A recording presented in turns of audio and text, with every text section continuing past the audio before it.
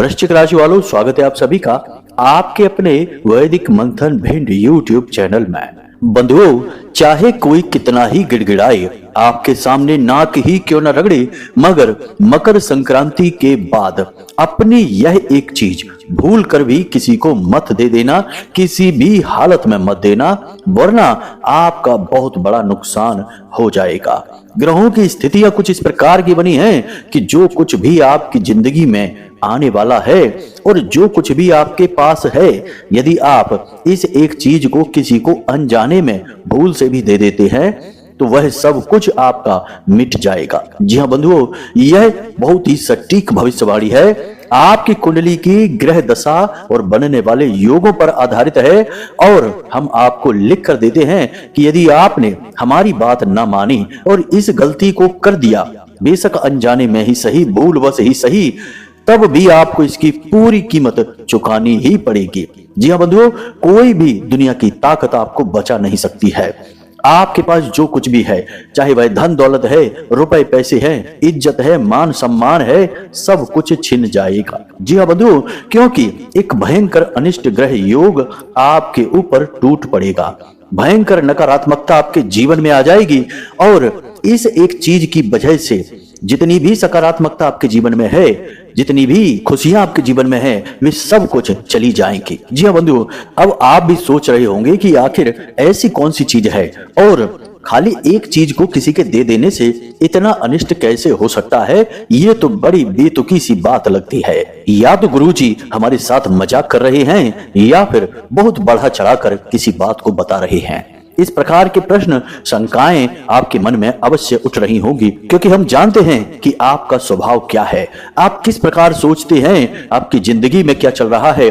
हमने लंबे समय से आपकी कुंडली, आपकी राशि का अध्ययन किया है, तो हम जानते हैं कि आपके मन में शंकाएं अवश्य घर करती हैं। आप हर एक बात को तर्क की कसौटी पर खरा उतारने की कोशिश करते हैं। अच्छी बात है, ऐसा करना चाहिए, लेकिन जब कोई बुद्धिमान इंसान, ज्ञानवान इंसान किसी बात के विषय में बता रहा हो तो वह मजाक नहीं करता है। और हम तो जो भी कुछ आपको बताते हैं वे बातें महामाई की कृपा और अनुभूतियों पर आधारित होती हैं। हम आपसे किसी प्रकार का कोई मजाक नहीं करते और ना ही कोई बात बढ़ा चढ़ाकर बताते हैं। जो सत्य है सो है, क्योंकि हम माई के सेवक हैं और शुद्ध ज्ञान आप तक पहुंचाना हमारा संकल्प है। जी हाँ बंधुओं, जो बातें हम आपको बता रहे हैं, इन बातों को बिल्कुल भी हल्के में मत लेना, मजाक मत समझना और भूल से भी इन बातों की अनदेखी मत करना, वरना आपको इसकी कीमत चुकानी पड़ेगी। बंधुओं, याद रखना कि ग्रह नक्षत्रों की चाल से सारा संसार, हर एक जीव जंतु, हर इंसान बंधा हुआ है। कोई भी इससे परे नहीं है।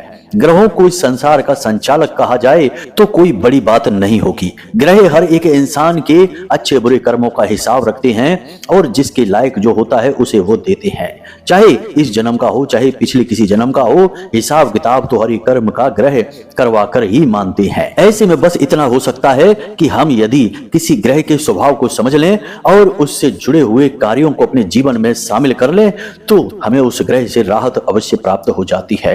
अब यह तो आप अच्छी तरह से जानते हैं कि मकर संक्रांति के बाद कुछ ग्रहों के बड़े ही सुंदर योग बन रहे हैं, जैसे कि सूर्य देवता शनि देव के घर में विराजमान है पूरे 1 महीने के लिए। शुक्र देव शनि देव के साथ युति बनाकर बैठे हुए हैं और बृहस्पति देव वृषभ राशि में बकरी चाल चल रहे हैं, जो कि अच्छे ही हैं, नकारात्मक नहीं हैं। और बुध देव सूर्य देवता के ठीक पहले भाव में विराजमान हैं, जो कि अच्छे ही हैं, सकारात्मक हैं। कुछ ग्रह नकारात्मक अवश्य हैं, जैसे कि शनि देव के तुरंत बाद राहु देव विराजमान हैं और कर्क राशि में मंगल देव बकरी चाल चल रहे हैं। तो ये नकारात्मक ग्रहों के जो भाव हैं, जो प्रभाव हैं, वे भी हम आपको बताएंगे। कुल मिलाकर आज हम आपको जो ज्ञान देने जा रहे हैं वह पूर्ण रूप से आपकी कुंडली, आपकी राशि पर आधारित है और आपके लिए बेहद महत्वपूर्ण है। वैसे हम आपको बता दें कि आने वाला समय आपका बहुत ही सुंदर है, आपको बहुत कुछ देने वाला है, बहुत कुछ आप अपनी जिंदगी में हासिल करने वाले हैं, बशर्ते कि आप कोई भूल ना कर बैठे।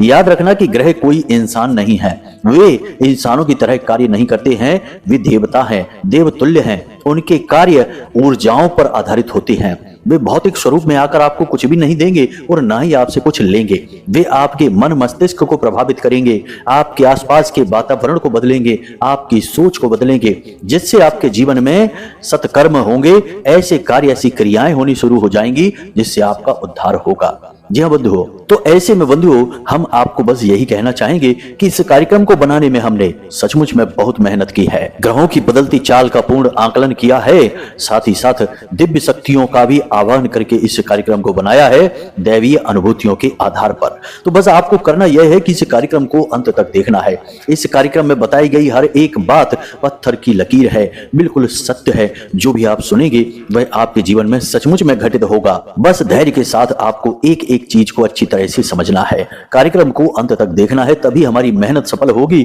और महामाई के लिए हमारी भक्ति भी सफल होगी। जी हाँ बंधुओं, तो चलिए महामाई का नाम लेते हुए आज के इस विशेष कार्यक्रम की शुरुआत करते हैं। कमेंट बॉक्स में पूरे भक्ति भाव के साथ लिख डालिए, जय मां भद्रकाली कृपा करो। महामाई निश्चित तौर पर आपके ऊपर कृपा करेंगी, हमें पूर्ण विश्वास है। इसी के साथ साथ बंधुओं, यदि आप इस चैनल कार्यक्रम पर पहली बार आए हैं तो इस चैनल को सब्सक्राइब अवश्य करें। ऐसा करके आप न केवल हमारे बल्कि महामाई के धाम के परिवार के सदस्य बन जाएंगे। तो चैनल को सब्सक्राइब करके कमेंट बॉक्स में लिख डालिए, मैं भी माई के परिवार का हिस्सा हूं, मैं भी धाम के परिवार का हिस्सा हूं।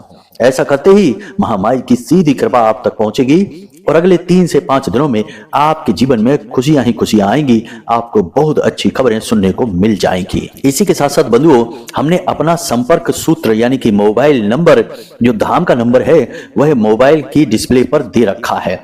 आपको यदि हमसे बात करनी है, कुंडली विश्लेषण कराना है, कोई मन में प्रश्न है, तो केवल इसी नंबर का प्रयोग करें जो आपको फोन की डिस्प्ले पर दिखाई दे रहा है। इसके अलावा किसी अन्य नंबर पर आप ना तो फोन करें ना ही संपर्क करें, क्योंकि कुछ लोग हमारे नाम से ठगी कर रहे हैं, लोगों को बेवकूफ बना रहे हैं, उनसे पैसे लूट रहे हैं। तो आपको यदि सचमुच में हमसे संपर्क करना है, कुछ जानना है, कुंडली विश्लेषण कराना है, तो केवल इसी नंबर का प्रयोग करें जो हमने वीडियो में आपको दिखाया है और किसी नंबर पर नहीं। तो उम्मीद है आप हमारी सारी बातें यहाँ तक समझ चुके हैं। अब चलिए कार्यक्रम में आगे बढ़ते हैं, मूल विषय को प्रारंभ करते हैं।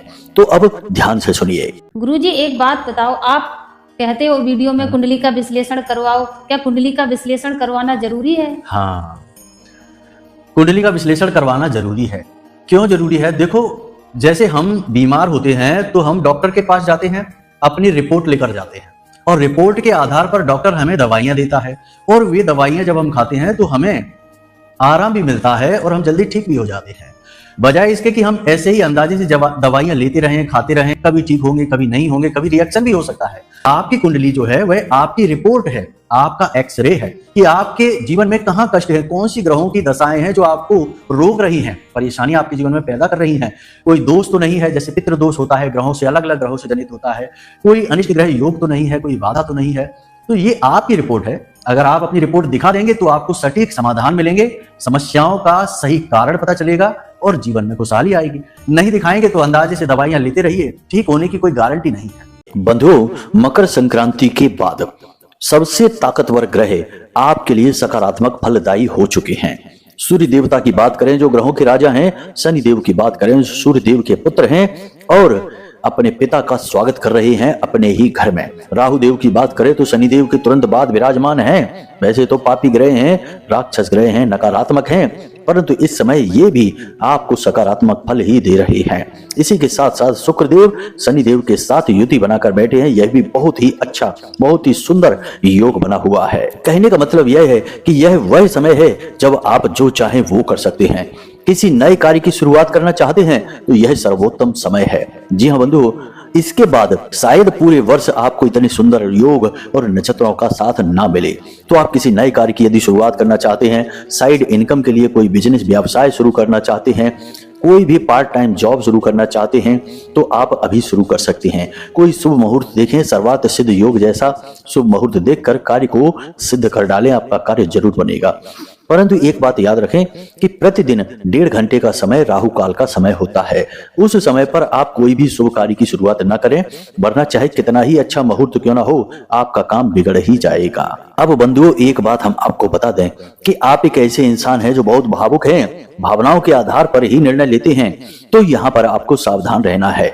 यदि आप किसी के कहे अनुसार या किसी की योजनाओं के अनुसार, किसी के बताए अनुसार किसी काम को करने के बारे में सोच रहे हैं, किसी व्यवसाय को करना चाहते हैं, कहीं पैसा लगाना चाहते हैं, तो बिल्कुल भी ना करें, क्योंकि लोग अक्सर आपके साथ यही खेल खेलते हैं। अपना मतलब निकालने के लिए आपका समय और पैसा कहीं लगवा देते हैं। उनका काम तो चल जाता है, लेकिन आप फंस जाते हैं, आपका पैसा फंस जाता है, आपकी ऊर्जा और समय दोनों खराब हो जाते हैं। तो अपने काम धंधे व्यापार से जुड़ा कोई भी बदलाव यदि आपको करना है, कोई नया काम शुरू करना है, कोई व्यवसाय शुरू करना चाहते हैं, तो वह योजना आपकी स्वयं की होनी चाहिए। किसी और की योजना में आपको आगे नहीं बढ़ना है। यह बहुत ही खतरनाक हो जाएगा आपके लिए।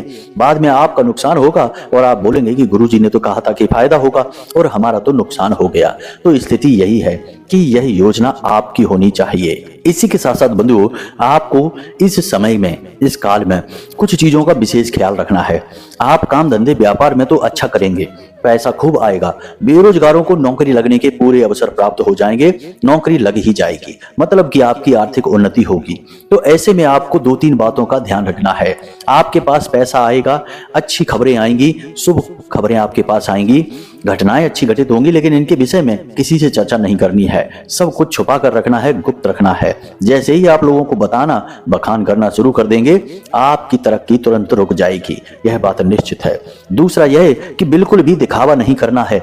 आपके अंदर थोड़ी सी यह एक कमी है कि आप चीजों का दिखावा भी करते हैं, कभी कभी तो करते ही हैं और कभी कभी आप ज्यादा कर देते हैं। ऐसे में जो आपके आस पड़ोस के लोग हैं, आपके आसपास के जो लोग हैं, वे इन सब चीजों को देखकर जलने लगते हैं और जलन की भावना आपको बहुत अधिक प्रभावित करती है। आपने यह बहुत बार महसूस किया है कि जब भी आपके जीवन में कुछ हुआ है अच्छा और आपने लोगों को वह दिखाया, तो जैसे ही लोगों ने उसे देखा, उस पर नजर लगाई, वैसे ही तुरंत आपकी वह चीज या तो आपको नुकसान देने लग गई, चाहे वह काम धंधा व्यापार हो, गाड़ी हो, घर हो, मकान हो, आपको वहां से परेशानियां आनी शुरू हो गई। यानी कि नजर की भावना आपको बहुत ज्यादा प्रभावित करती है। तो दिखावेबाजी से दूर रहना है। तीसरा यह है कि आपको नकारात्मक लोगों से, नकारात्मक वातावरण से दूर रहना है। लोगों के साथ बैठकर गप्पें नहीं हाँकनी है, इधर उधर की बातें करने में समय खराब नहीं करना है। और सबसे महत्वपूर्ण बात कि हमेशा मन में सकारात्मक विचार रखते हुए जीवन में आगे बढ़ना है। चाहे कितना ही बुरा आपके जीवन में क्यों ना हो जाए, तब भी आपको उसके अंदर अच्छाई देखनी है, सकारात्मकता को ही देखना है। बिल्कुल उस कहानी के उस पात्र जैसा जो हर घटना में यही कहता रहता था कि जो कुछ भी हुआ है अच्छे के लिए ही हुआ है, भगवान जो करते हैं अच्छे के लिए ही करते हैं। आपको भी बस यही मंत्र हमेशा अपने जीवन में अपनाए रखना है। और अंत में सबसे जरूरी बात कि आपको बिल्कुल भी अपने पैसे का, धन संपत्ति का दुरुपयोग नहीं करना है, दिखावा नहीं करना है। जहां सबसे अधिक जरूरत है केवल वहीं पैसा लगाना है, किसी को उधार नहीं देना है। जरूरत से ज्यादा मदद करने की भावना आपको बर्बादी की तरफ लेकर जाती है, आपको कहीं का नहीं छोड़ती है। तो यह आपको नहीं करना है। पहले आप अपनी मदद कीजिए, खुद आगे बढ़िए। दुनिया में जब आप अपना नाम, अपना वर्चस्व बना लेंगे, तब किसी की मदद के बारे में सोचना। अभी आपको ही मदद की आवश्यकता है। तो ऐसे में आप मददगार ना बने, आप केवल अपने काम से काम रखें। आपके राह में अड़चन इस तरीके से भी लोग पैदा करते हैं, चाहे अनचाहे आपसे उधार चीजें मांगते रहते हैं, मदद मांगते रहते हैं और आपकी परेशानी नहीं समझते हैं। बाद में आपको मदद नहीं करते हैं, आपके लिए खड़े नहीं होते हैं। तो यह भी एक बड़ी समस्या है आपके साथ। आप भोले भाले हैं, दिल से पिघल जाते हैं, बातों में आ जाते हैं। तो अभी ऐसी भूल आपको नहीं करनी है। यह समय सब कुछ पैक करके आगे बढ़ने का है, कुछ कर दिखाने का है। अभी आप भावनाओं में ना बहें, इस तरह उलझनों में ना उलझें। और सबसे महत्वपूर्ण बात बंधुओं, जो हमने लगभग हर एक कार्यक्रम में बताते हैं कि आपको प्रतिदिन मंदिर जाना है और मंदिर के दान पात्र में एक निश्चित रकम, चाहे 5 रुपए ही सही, 10 रुपए ही सही, लेकिन इस पूरे महीने में, पूरे जनवरी के महीने में आपको मंदिर के दान पात्र में थोड़ा सा अंशदान करते रहना है। यह बहुत जरूरी है आपके जीवन की तरक्की के लिए। प्रकृति का नियम है कि इंसान जो कुछ भी देता है उसे वही मिलने लगता है। यदि आप किसी को गाली गलौज करेंगे तो बदले में आपको वही मिलेगा। यदि आप किसी से नमस्कार कहेंगे तो बदले में आपको नमस्कार ही मिलेगा। सम्मान के बदले सम्मान, धन के बदले धन और प्रेम के बदले प्रेम। तो यही आपको करना है और आप भगवान के दरबार में देकर आइए, उनके धाम में देकर आइए। जो सबको दे रहे हैं आप उनके यहाँ देकर आइए। सेवा दान, धन का दान, अंश दान, तो इससे और अधिक सकारात्मकता आएगी आपके जीवन में। भगवान की धाम की सेवा की है आपने तो आपको भगवान का प्रेम तो मिलेगा ही। ये बातें बहुत छोटी छोटी हैं परंतु इनके प्रभाव बहुत ही बड़े होते हैं बंधुओं। तो इन बातों का आपको अब इस पूरे महीने में ध्यान रखना है, मकर संक्रांति के बाद खास तौर से। अब ध्यान से सुनिए, हम आपको बताने जा रहे हैं उस एक चीज के विषय में। जी हाँ बंधुओं, यह बहुत जरूरी है जानना। सबसे पहले तो हम आपको बता दें कि ज्योतिष का एक नियम है कि जो ग्रह हमारे लिए सकारात्मक फल दे रहे होते हैं उन ग्रहों से जुड़ी हुई चीजें ना तो हम किसी को देते हैं और ना ही हम दान में देते हैं। मंदिर में दान देना एक अलग बात है, लेकिन सामाजिक स्तर पर हम किसी भी तरीके का लेन देन उन चीजों का नहीं करते हैं। यदि हमने कर दिया तो इसका मतलब यह है कि हमने अपनी खुशियां, अपनी सदगति दूसरे को दे दी है। यह बहुत ही छोटी सी बात है ज्योतिष में, लेकिन इसका प्रभाव बहुत बड़ा है। लोग चीजों के लेन देन करते समय बिल्कुल भी ध्यान नहीं देते हैं कि यह किस ग्रह से संबंधित है और किस प्रकार से हमारे जीवन पर प्रभाव डालेगी। जैसे कि शनिदेव आपके लिए अभी सकारात्मक बने हुए हैं, तो शनिदेव से जुड़ी हुई चीजें यानी लोहे का सामान, किसी भी प्रकार का मशीनरी है, अपनी गाड़ी है, अपना वाहन वगैरह है, जूते चप्पल हैं, अपने वस्त्र हैं, काले रंग के वस्त्र हैं, अपने कमर की पेटी है, कुछ भी ऐसा जो शनिदेव से जुड़ा, तेल का किसी भी प्रकार का तेल हो उसका लेन देन शनिदेव से जुड़ा हुआ है, किसी को भी नहीं देना है, कोई कितना ही मांगे। नमक किसी को भी नहीं देना है, चाहे कोई कितना ही मांगे। इसी प्रकार सूर्य देवता आपके पक्ष में हैं, आपके लिए सकारात्मक बने हुए हैं। वैसे तो बहुत क्रूर हैं लेकिन आपके लिए अभी सकारात्मक हैं। तो आपको सफेद रंग के वस्त्र, सफेद रंग की कोई भी वस्तु या फिर नारंगी रंग के वस्त्र या नारंगी रंग की कोई भी वस्तु, इसी प्रकार सोने के आभूषण या फिर तांबे का या पीतल के बर्तन हैं या फिर कुछ भी ऐसा सामान जो इन धातुओं से बना हुआ है, ना ही पीले रंग का कोई भी फल या फिर पुष्प आपको किसी को भी नहीं देने हैं। लोग यूं ही कभी कभी बिना सोचे समझे किसी के हाथ में कुछ रख देते हैं, कोई मांगता है तो उठाकर दे देते हैं, सोचते नहीं है, लेकिन यह आपको नहीं करना है। जी हाँ बंधुओं, इसी प्रकार कुछ भी मीठा यानी कि शक्कर से बनी हुई कोई भी चीज जो सफेद रंग की होती है वह आपको किसी को भी नहीं देनी है। दान आप दे सकते हैं, उसका मंदिर में दान दे सकते हैं, कन्याओं को खिला सकते हैं, लेकिन यूं ही किसी को खाने के लिए नहीं देनी है। जैसे आपने मिठाई बाजार से खरीदी, सफेद रंग की मिठाई है और अपने मित्र को भी खाने के लिए दे दी, नहीं, ऐसा नहीं करना, यह बहुत ही गलत है। ये चीजें लोग अक्सर जाने अनजाने में करते रहते हैं। ये तो बहुत ही साधारण सी चीजें हो गई, लेकिन अब हम आपको बताने जा रहे हैं उस एक महत्वपूर्ण चीज के विषय में जिसका सीधा संबंध राहु से है, शनि से है, सूर्य से है, यानी कि कई सारे ग्रहों से इसका सीधा संबंध माना जाता है। और लोग अब इस समय पर इस चीज का लेन देन बहुत करते हैं, सामाजिक स्तर पर करते हैं। तो ध्यान से सुनिए यह क्या है बंधुओं, इस चीज का नाम है कैलेंडर या फिर घड़ी। दोनों ही चीजें ऐसी हैं जो समय का सूचक हैं और समय का सीधा संबंध कई ग्रहों के साथ है। सबसे पहले तो सूर्य के साथ है, क्योंकि सूर्य देवता के ही आधार पर दिन, समय, काल, घड़ी सब बनते हैं और समय का संबंध राहु से भी है। इसी के साथ साथ समय का सीधा संबंध यानी कि कैलेंडर का और घड़ी का सीधा संबंध शनि देव से भी है, क्योंकि शनि देव को अनुशासन बहुत पसंद है। जो समय के अनुसार चलता है, समय की कीमत समझता है, शनि देव का वह बहुत ही लाडला होता है, बहुत ही प्रिय होता है। तो अब ऐसे में होता यह है कि नव वर्ष की शुरुआत है और इस शुरुआत में लोग अक्सर कैलेंडर बांटते हैं। बहुत सारे ऐसे लोग हमने देखे हैं जो यूं ही समाज में अपना सम्मान चाहते हैं या किसी भी कारण की वजह से फ्री में ही कैलेंडर बांट देते हैं। एक ऐसे सज्जन व्यक्ति हैं जिनके बारे में हम जानते हैं, जिन्हें अब है नहीं, थे कहेंगे क्योंकि अब भी इस संसार में नहीं है। बहुत ही सज्जन, बहुत ही भले इंसान, लेकिन उनकी एक आदत थी जो हमें बिल्कुल अच्छी नहीं लगती थी कि वे कैलेंडर बहुत बांटते थे। जी हाँ बंधुओं, कोई भी नया समय या नया वर्ष शुरू होता था वे कैलेंडर बांटने लगते थे। हम उनसे अक्सर मना करते थे कि यह कार्य मत करिए, यह ठीक नहीं है, यह आपको बर्बाद कर देगा।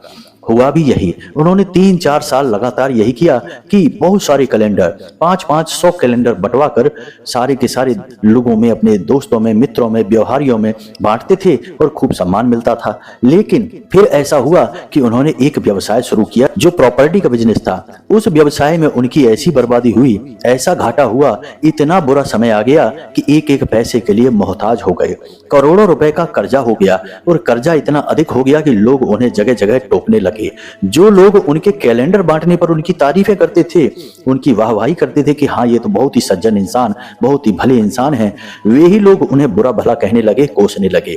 और एक दिन यह हुआ कि उनसे यह कष्ट सहन नहीं हुआ, क्योंकि वे बहुत ही सम्मानित व्यक्ति थे, अपने मान सम्मान को सह न सके, अपमान को सह न सके, तो उन्होंने अपने जीवन की लीला ही समाप्त कर दी। बड़ी ही दुखद घटना सुनकर एक धक्का सा लगा, परंतु क्या कर सकते हैं। तो अब आप समझिए कि यदि आपने इस तरह से समय का अपमान किया और अपने शुभ समय को किसी और के हाथों में सौंप दिया, तो फिर आपकी बर्बादी तय है। जी हाँ बंधुओं, यह घटना हमने आपको इसलिए बताई क्योंकि यह वास्तविक संसार से, जीवन से जुड़ी हुई एक सच्ची घटना है।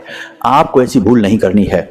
इस नए वर्ष में या कोई भी नया वर्ष प्रारंभ हो, आपको 2 चीजें कभी किसी को नहीं देनी है खरीद कर। पहला कैलेंडर, दूसरा घड़ी। लोग अक्सर यही कर देते हैं, इसमें वाहवाही समझते हैं। कैलेंडर ढेर सारे छपवाएंगे, बाजार से खरीदेंगे और बांट देंगे। घड़ियां भी कुछ लोग बांटते हैं, लेकिन यह तो और भी ज्यादा गलत है। घड़ी का तो सीधा संबंध राहु से है। आप बस 1 साल कुछ घड़ियों को बांट कर देखिए, निश्चित तौर पर आप मिट्टी में मिल जाएंगे, बर्बाद हो जाएंगे। हम लिख कर देते हैं, तो यह भूल आपको नहीं करनी है। कुछ भी हो जाए, आपको ये 2 चीजें किसी को भी नहीं देनी है। कैलेंडर के बारे में अक्सर ऐसा देखा जाता है, आप ऐसा ना करें। बहुत सारी बड़ी बड़ी ऐसी कंपनियां हैं जो पहले कैलेंडर मुफ्त में बांटा करती थीं।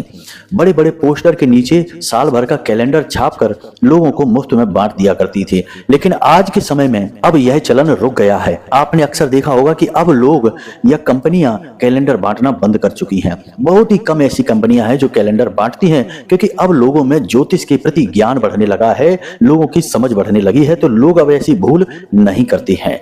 जिन जिन ने कैलेंडर बांटा है, उन्होंने अपनी बर्बादी को खुद बुलाया है। आपको ऐसा नहीं करना है।